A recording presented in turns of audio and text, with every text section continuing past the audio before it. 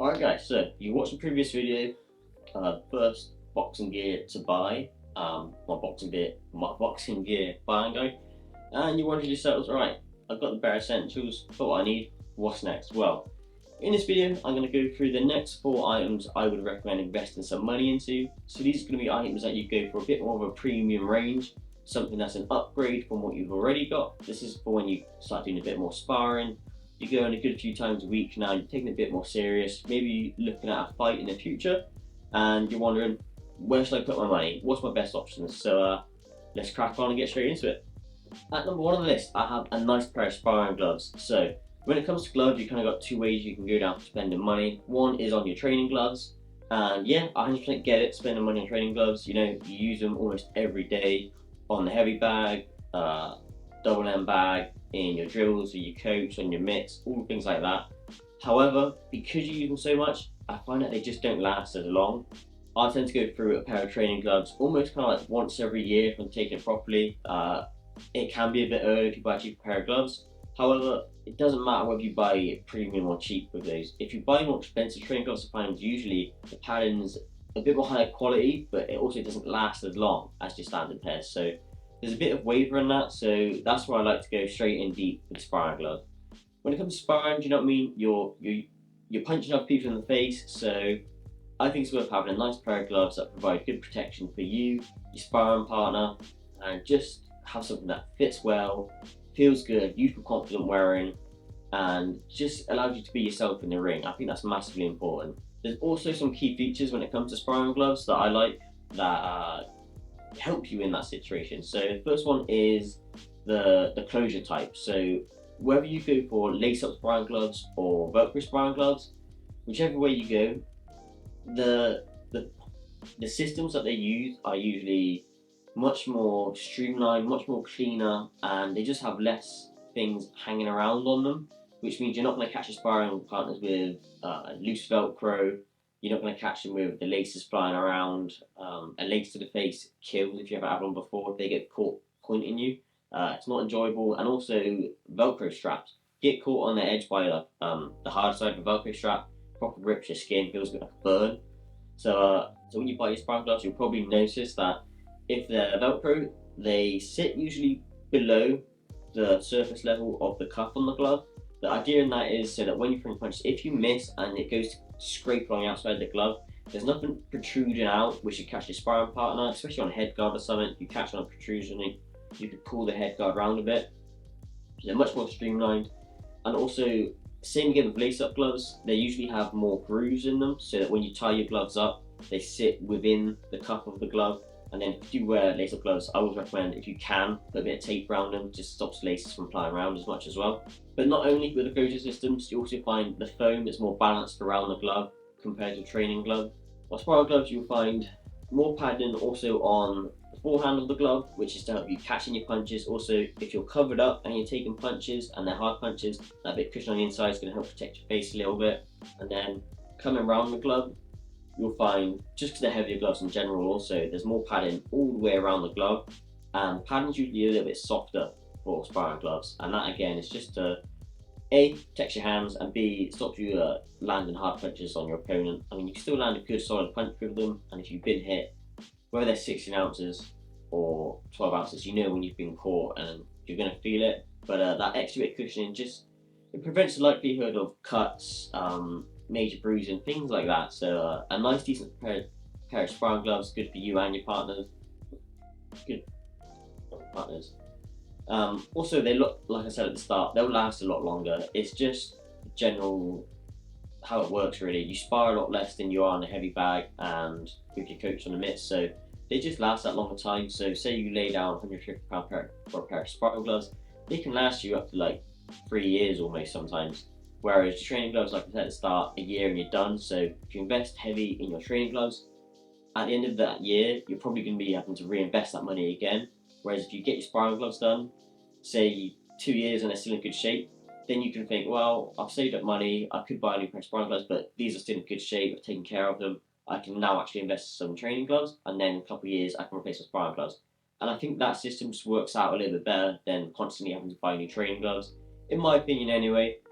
So yeah, number one, nice set of sparring gloves. And number two, I would recommend custom gum shield. So I think it's really important to have a good quality, if you can, a custom gum shield. With the gum shield, not only does it protect your teeth, but it can also protect the lower part of your brain. So obviously, in any combat sport where you're taking contact, it's a really important thing to A, avoid punches, and B, if you take a punch, make sure you're best set up for it. You'll also find with a custom gum shield, the fitment on them is far better than a normal boil and bite gum shield.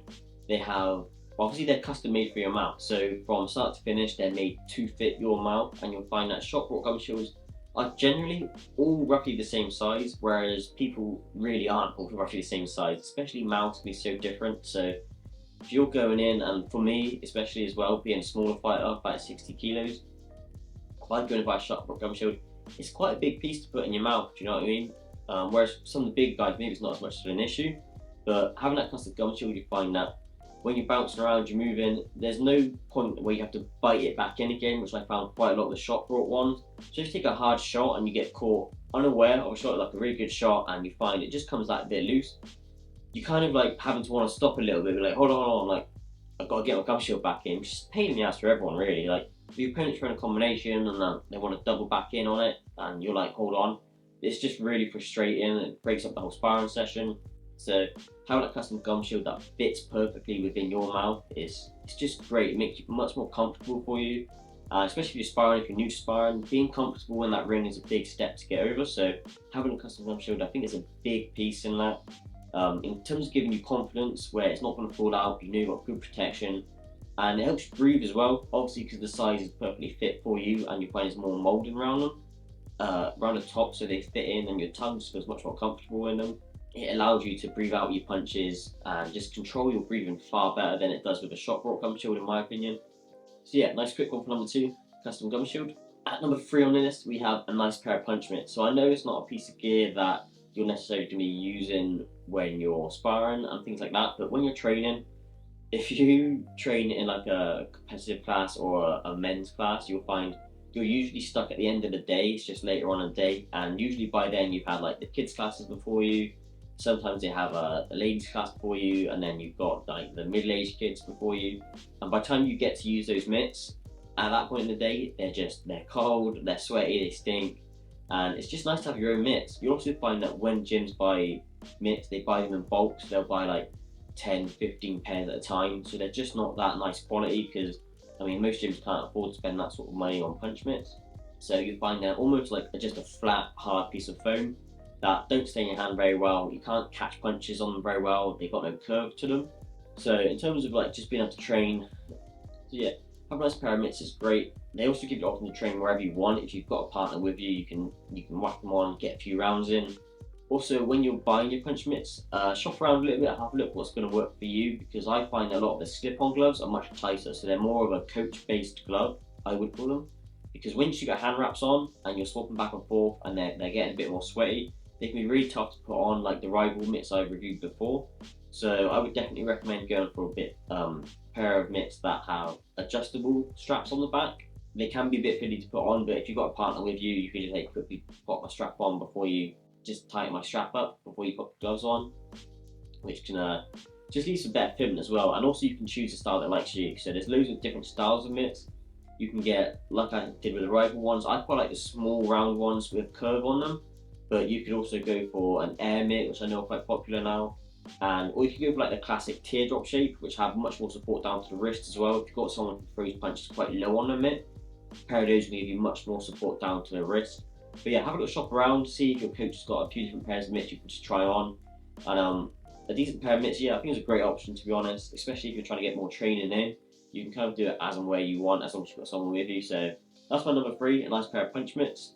And finally, at number four, we have a low blow guard. So my low blow guard is the most expensive piece of gear I own, full stop. It's a winning low blow guard. So when picking a low blow guard, I'd also recommend, once again, get out to a shop if you can, try a few on, because the sizes can be quite funny. I've had some in the past that are really bulky, really heavy, and they might fit around my waist, but around the back, the straps come on your legs are just like way too loose. So shop around, ask around in the gym for some people around the same size as you, so you can just try theirs on for a couple of minutes, see how it fits. But the main reason I really enjoy having a low blow guard is I feel like it creates really good habits. So when you're throwing your punches and that, you got that point of return for your arm to come back to you in your guard. Prior to having one, your guard can move up and down a lot, especially when you're sparring and that. People can throw punches that are like catching you in the body, which would actually be more on the belt line. So having that low blow guard creates that visual guide for not only you to feel comfortable sparring, but also for your opponent. Like, they're not going to throw into the low blow guard on purpose. If they do catch it, you've got protection there, so it doesn't matter as much anyway. And it just creates, like I said, if you're getting caught by low shots constantly without one, your guard's going to come down more than it should. Whereas if you're wearing one, you can bring your guard down a little bit, but you know, if that's my low blow guard point, then I don't need to go below that. I don't need to drop my arms any further to open up my face at all. I can keep them up. My elbows are on top of my guard. I'm good. Creates that such a good habit, that reinforcement of feeling comfortable in sparring, in your fights. I think it's super beneficial. So that's my number 4. I think it's been a bit of a short video, guys. I have recorded this like 6 times, and every time it's been like terrible audio. So hopefully it's good this time. And I hope you guys found the video somewhat helpful. If you did, please leave a like, it really helps me out, and subscribe. Recently hit 1,000, which is awesome. And then hopefully I'll get rolling on some more videos for you guys, and I'll see you next time.